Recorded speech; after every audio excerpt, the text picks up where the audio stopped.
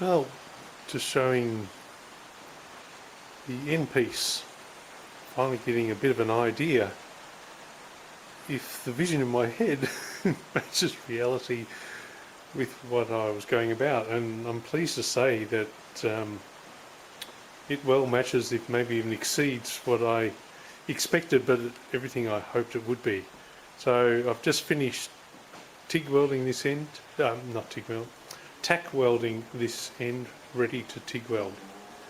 So it's come up really well, I'm quite pleased. Now compare how this is sitting nicely framed compared to this end, because I've lost the framing when I've cut off the non-wheeled area. So it might sound weird even though it was an open end. The non-wheeled area provides a frame because it has not been stretched compared to the middle. So the hope is that once once the other rolled end goes on this end, then I can get it just as nice with the form as that end. So we'll find out in time. That I'll weld all this end, get this end done first, and then I'll move on to the other end. Say hello to my dog. Hey, Kuma. With my old boy, my 11-year-old American Akita. The joys and tribulations of a large panel with low crown. You can probably see I've been shrinking this area a lot. I think the mistake I've made, I broke my own rule, is it had some waviness after the wheeling and the beading, and I should have, I knew the panel needed shrinking to fix that because it had too much wheeling was done near the edge. Now I knew it would shrink when I welded, so I'm thinking that will help balance it, then I'll deal with it. But when you try and lay a long straight edge on something that is wavy, it doesn't end up actually necessarily straight by the time it is actually no longer wavy. And I've ended up with too much material here. So I've been trying to save literally cutting it out and pulling it back in and re-welding. So this panel here, it looks quite good at that end, but look what happens when I pop this, the other side falls. I let this fall down, that side goes perfect again. So literally popping this up makes the opposite corner just there fall down, or vice versa. So I'm hoping it's not in the bead in stretching or shrinking it, because that will go down or go back up depending on its position.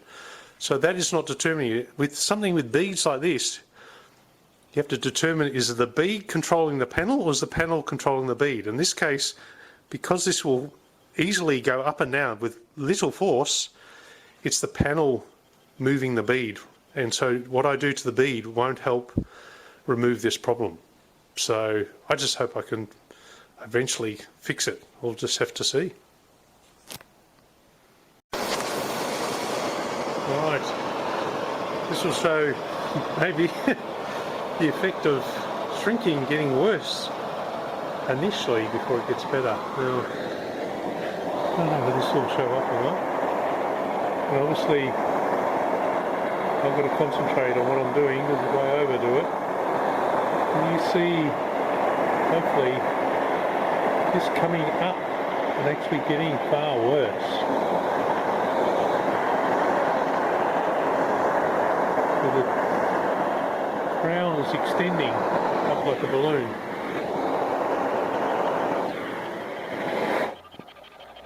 Look at that. That is far worse than it started with, just because it's now hot. So the metal is expanded, and so it is raised up higher. And as that cools, it will cool down further. So initially the molecules, when they get hot, they get quite excited and move away from each other. It's sort of, they're on speed, put it that way. And as they calm down, come off their high, they actually cling closer together than what they were before, and that's what brings it back down again.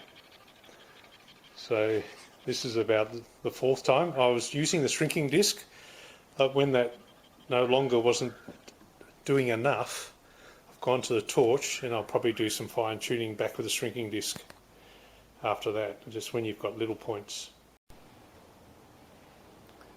Alright, you can see it's very much flatter now, and now when I push on this side, nothing happens to the other side. Remember before, if this side was down, that side was up. If I pushed this up, pushed this side up, that side went back down again. That side is now completely isolated from this side. So all the heat shrinking that I've been doing through here with the torch, and I've just started touching up the disc, is there. There's still a bit of springiness here. See, a bit of oil canning. There's no support in the middle whatsoever, and don't forget there will be one that will go from one side to the other. But you compare it to this side, it's quite tight.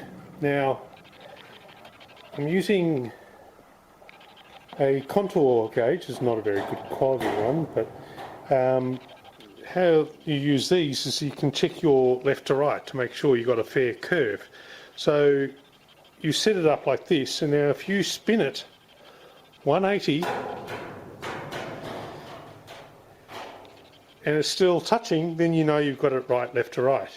Like before, when I started this, one side showed, when I turned around, it suddenly wasn't touching. So basically you've got to look to see which side looks fair or is the shape that you want. Adjust the opposite side of this form gauge to that shape, so it's then you're making a mirror image, and then you can switch it left to right. Now that's bringing that oil canning. When you put that same form on here, see, like there's a hollow through there, and I think when I hammer this up at this end, that'll give it a lot more strength, and it'll stop it oil canning at this end. A bit of movement is fine, but it should be firm to touch. That side also was a little bit springy, and just by running the shrinking disc a bit top and bottom, depending which way I wanted the camber to go. With a surface disc, I find a shrinking disc,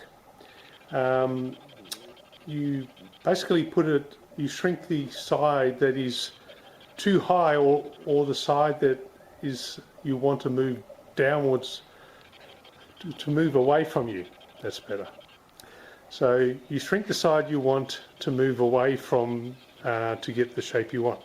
So I'm going to start hammering that side up, and then I'll continue fine tuning until this contour gauge fits left to right and both sides. That side's already is done, left to right. I spin the profile gauge like I showed, makes no difference. This side, you can see I've got a bad low spot there. So hopefully raising that, which I'll do with a hammer and dolly, will give some strength to the centre of the panel. And then I'll continue with my left to right. So I'll start putting the form gauge. I've already been working it, sort of waiting for, between cooling cycles, I've been working this back and forth. And just you get the first one right, and then you eye the second one to it, and then you eye the third one to the second one, and so forth, and you do that left to right. And then I'll start using the contour gauge to see how close I am. Well, it's coming up, finally. I knew it'd get there eventually, I just didn't know how. So I've got the shape quite well dialed in. There'll be definitely some more fine tuning, and what I'm doing is, this is really solid, this is still moving, you can just hear it hitting the prop. I've got that lower than the sheet, and the same here, this is moving a little bit here, So what I do is I go around any spots that are loose and I just run the disc, sometimes top and bottom. I generally look at the crown. If the crown appears to be slightly high, then I'll run the disc on the top. If the crown already looks maybe slightly less, then I'll shrink it a little bit from the bottom, because it tends to then, if you shrink the bottom with the shrinking disc I'm talking about, either one of those two, so I've been using the small one in between here, I'll do it, it will move in the opposite direction that you do, just on because you're really tightening one side of the surface. It's a bit different with a torch, where the heat just passes straight through. I mean, you'll still feel the heat come through, but it seems to be more intense on the side you're doing it when you're using a shrinking disc. It's one of those things too, when you've got too much crown and you start shrinking it, it might be nice and tight to start with, and all of a sudden it gets really floppy and you think, oh no, what am I going to do now? I have to stretch it back up. No, if you actually keep going with your shrinking, it then starts tightening back up again and you will lose the crown, the excess crown that you're going for. So this is all the fine tuning that will go through. I've already used the profile gauge on both ends and swapped them around, and that is quite well dialed in right now. And then I will reset that profile gauge to go from one side to the other. That might take hours or it might take days. It just all depends on how well everything responds. So I think I'm finally getting there, and it's been a challenge, but it's a big panel. So I made some mistakes and I've learnt from them, but I've been able to correct them largely. So you know, that's a win. If you don't make mistakes, you don't learn how to correct them. So anyway, I'll sign off. There's my happy boy over there. Just showing an aid I'm using for when there's needs some correction to the bead itself. So I've ground up this die to suit, and it fits exactly over the bead. And on the underside, using a scaffolding prop that's fully adjustable, so I just spin that to put pressure on there, and then I've got my just a piece of solid bar and a receiver that I made in there, which is the same as all my stake dollies, so I can now have an adjustable support, and I switch between different. I've made up another one which is just a steel plate on the top, flat, so I can hammer down on it. Especially when you start getting towards the middle, you cannot reach from underneath. And I'm hammering over the bead on the top, which is then forming it over that stake dolly, which that I've just made from solid bar that matches the bead on the bottom. And I can make some corrections to either its shape or any damage that might have caused, because the sheet unfortunately has been dropped a number of times while I've been trying to turn it over, and so I've had to repair damage. It's one of the things when you're working by yourself on a big sheet like this. It's not heavy, but it's just awkward. Alright. Do you know, I think I left off on saying maybe 2 hours, 2 days, whatever it takes. Well, it took me 5. Considering this has got 23 feet of welding, 7 meters. The bonnet has the same amount, or hood, and that took me 2 weeks to planish that, so it's not too bad. But after 5 days, I thought, I can do better than this. I want to lower the whole crown some more, because I feel it'll look even more professional, more factory looking, and I'll keep going. So it was down to torch shrinking. I showed you a little bit earlier on. I got brave and started doing more heat. I found this whole rib here was 5 millimeters or 3/16 too high. So I heated it up to blue. But what I did find going along, and then all of a sudden, boom, the whole thing collapses in. And that's when you've got to stop, because if you keep going, it just keeps getting worse, and it's very hard to get back up, as I found out. So when you start to see it falling in front of the heat, just wait, let everything cool down naturally, and then hit up the lower section without, not against a dolly. I was using a piece of bar, like I've showed often before, from underneath, and knocking it up with a mallet, lying on my back, knocking it up, and then continuing on with more heat until it was completely done. So that was the biggest rib that had to drop, and the very first one over there. So I found that had gone up about 3 millimeters, so I only had to do that section there in the middle to drop that down. So so this first rib here, I used the contour gauge, and then used it over on the first rib on this side.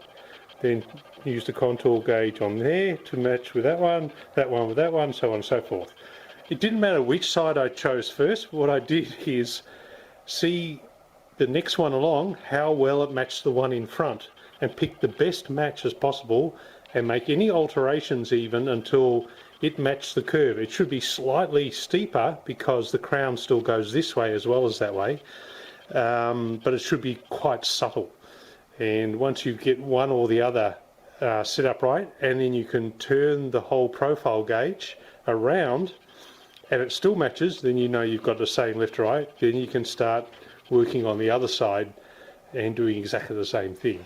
So probably took me another 5 days to lower the whole crown down and get it exactly right, left to right, front to rear, and also that it was stiff. Anywhere, it was very easy to press. I had to carefully look at the crown and see, is it too proud? Then shrink it down with the shrinking disc a little bit. If it was the other way, it was actually dip down a little bit, then shrink from the underside and pop it up. So when it's loose, shrinking will give you the support. If it's really tight and you've got a dip, then you have to stretch it up. So don't forget, I'm learning new techniques as I go, and the pros that have been doing this, especially in aircraft and that, their whole lives, they're the guys you've got to respect and take the knowledge from. They do things far beyond what I dare to do. I mean, heating the panel up and then beating it quickly to shrink it down. I haven't had success doing that yet. I basically let it cool off naturally, and then even if it doesn't look like it's moved, you'll find it's really tight, and therefore you can then hit it down to get it relaxed. And so then it ends up similar stiffness to either side. So it will actually go down because it's over stiff. So when you push it down, the metal starts to relax. So remember, I'm just pointing out what I see as I learn them, and my techniques will change if I find better ones to way of doing things that are faster or give a better result. I'm always happy with the results in the end, but probably take too long at the moment to get there. So I mean, it's ambitious to get a panel this big and get it to the state it's in.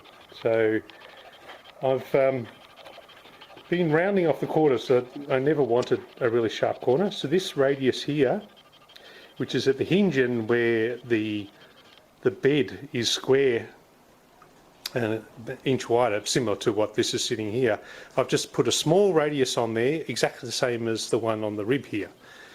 Now this end here, I've followed the radius of the outside of the bed where it goes into the tailgate, but it's stepped back, so the radius is less by proportion of how far back it is from the outside of the bed. So I've just finished doing that one there. And this one here, you can see I haven't done it yet. So I've done it from the underside first. So it came to a point like that. I cut this roundness off on the inside, and then I was able to pull this around from both sides. Had to cut it to the top, so this side here, which matches with this flange, pulls around. Now see how proud that still is. It's because I want this to come down. At the moment it can't go down because it's hitting against each other. So what I'm going to do next is cut a small triangular piece off each side, and then I tap it down. If it comes back together and it can't go further and I still need to go further, trim a little bit more out until this will come all the way down to here, and then it gets welded up and rounded off to look like that. So that's the last task before I flip it over and add the centre support.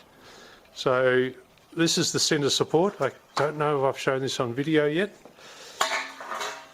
So this matches the camber or the crown from one end to the other, and this has been done without any cutting or welding. I actually tried a little bit, but it was too severe and I actually pulled back out. So this has been completely done with that torch, running the torch along here just on this and then letting it cool, then coming back and seeing where it needed more, whatever. So all that camber there, or crown, or curve, the gentle curve, is all just been done with that torch, with no chilling or anything. Just let it cool naturally, come back, do a bit more, come back, do a bit more, and so that will go from one side to the other, support the centre of the skin. So that's the next project. Well, not project, that's the next part of the project. Thanks for taking an interest. This is probably something unexpected. The cross member that will support the middle of the tonneau. I've just finished sticking the furry side. I'm never sure which is the hook and which is the loop. I presume it's the loop side.